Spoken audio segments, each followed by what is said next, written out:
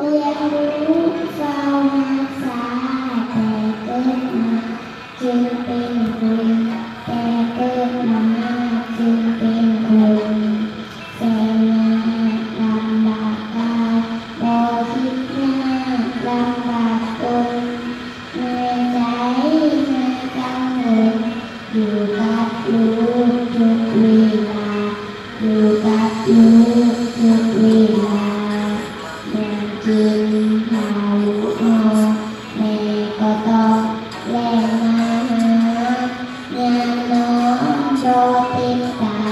หาลูกน้องก็ต้องเดิน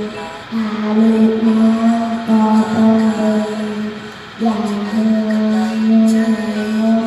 จากหัวใจนี่ดูสู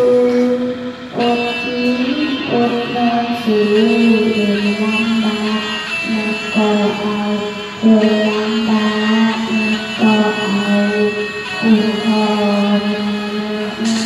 เปียกมันนักภูเขา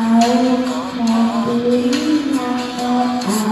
เปียกพื้นทางโดนเอาเปียกพื้นทางโดนเอาเปียกที่จะแผ่นดินโดนเอาแม่เอาวุ่นวายแม่เอามาสอนขอพรคุณเอามาสอนขอพรคุณ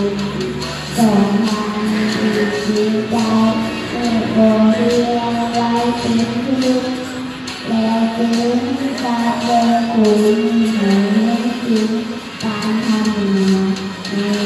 จริงตามธรรมะนั่นแหละ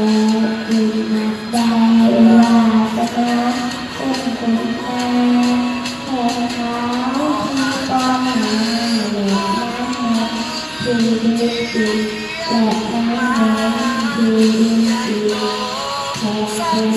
ตัดตาเองให้ทำเป็นอาดีงานใหญ่